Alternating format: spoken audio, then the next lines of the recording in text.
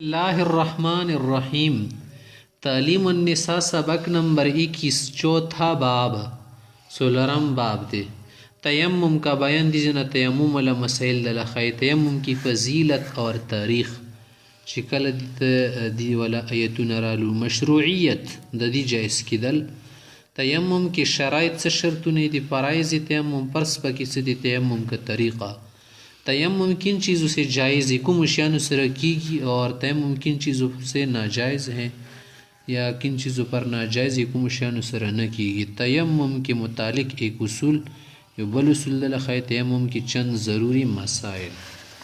اب آگے دیکھ لے کہہ رہے ہیں باب چہارم تیمم کا بیان تیمم کی فضیلت اور تاریخی مشروعیت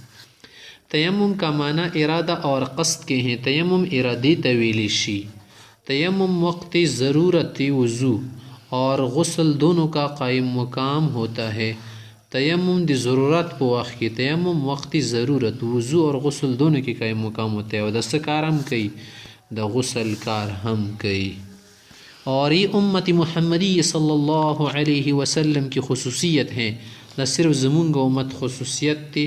مخ کی امتون کی دا تیمم نوے حضرت حذیفہ رضی اللہ تعالی عنہ سے روایت ہے حذیفہ صاحب وائی کہ رسول اللہ صلی اللہ علیہ وسلم نے ارشاد فرمایا پیغمبر علیہ السلام فرمیل کہ ہم کو پہلی امتوں پر 3 باتوں میں فضیلت دی گئی ہیں مخ کی امتون بنی مونگ تا چی فضیلت رکڑ شی پا 3 وجو بنی نور حدیثون کرے 5 وجو بنی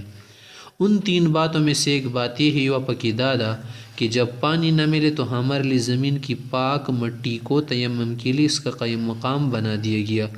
یو پکی دادی چې د ځمکې صافه خاوره موږ دپاره تیمم دپاره د اودسه قایم مقام جوړ شي د مخکې خلکو ته اودسونه نه جایز نمبر 2 ورنہ پیلی امتوں میں تیمم کا حکم ہی نہ تھا سارا وہ نہ تیمم حکم ذرا غور کرے کہ ان امتوں میں جب کوئی بیمار ہوتا ہوگا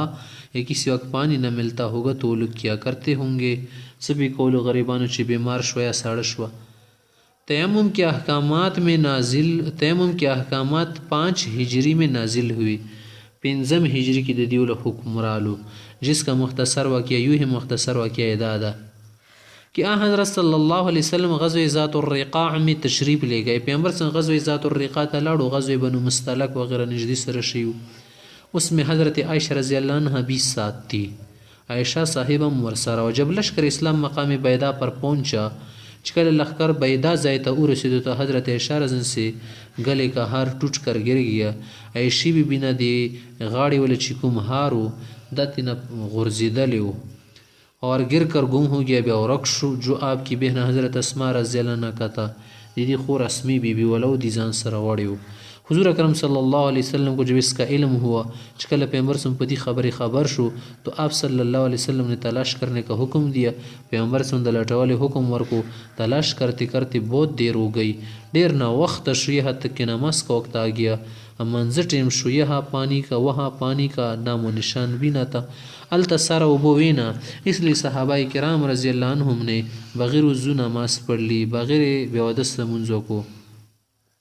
اس کے بعد نبی کریم صلی اللہ علیہ وسلم سے بلا وضو نماز پڑھنے کا ذکر کیا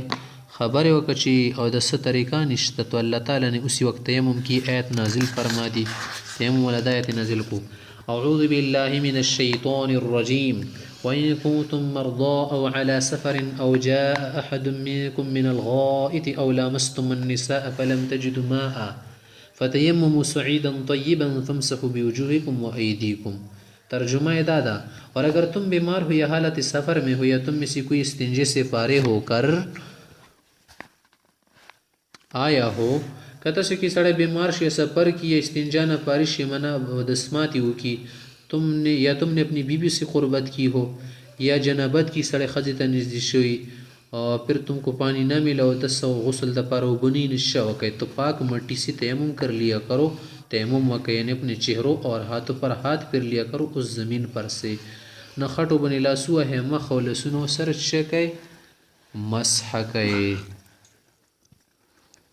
حدیث شریف میں جناب نبی کریم صلی اللہ علیہ وسلم نے ارشاد فرمایا پیغمبر اسلام فرمائے دی ان الصعید الطیب وضوء المسلم وان لم یجد الماء 10 سنین چې د پاکه خاوره مسلمان د پر لس کارم تیمم کار کوي لس کالو پرې مانا چې څنګه تیمم متیږي د سیاودس په شان دي تیممونه کوه بس اودس غوندې وایذا وجد الماء فليمسه بشرة فإن ذلك خير چې کله اوبه میلا شي بیا د اوبه استعمال کې د ډېرې ښې دي پاک مټی पाक करने वाली ही मुसलमान को अगर छुना पाई पानी 10 बरस तक भी पस जब वो पानी को पाले तो बदन को धोए पस ये बहुत बेहतर है में तिरमिजी अबू दाऊद यानी बफर्ज मुहाल सी खबर है लकी कि अगर किसी को 10 साल से भी ज़्यादा मुद्दत तक गुजर जाए पिछड़ी लस्कल तिरशी दसी लकी की ख़त के मरते वक़्त तक भी पानी पर कादिर ना हो सिर्फ दस्कल उबुई खोड़ली दा ओड़ो वाला खुनूरी नहीं दुमरा डेर रिश्ता पिकार रवन शोदा सौदा गुसल तो तयम्मुम करके नमाज पढ़ती रहे तयम्मुम देखिए खज़ दी उसर द सुनो की कनर 10 साल की कैद से तयम्मुम की अहमियत और फजीलत जहन नशीन करना मकसूद है लस्कल खबर है कि ज़क वक़्त दा डेरा हम शे दे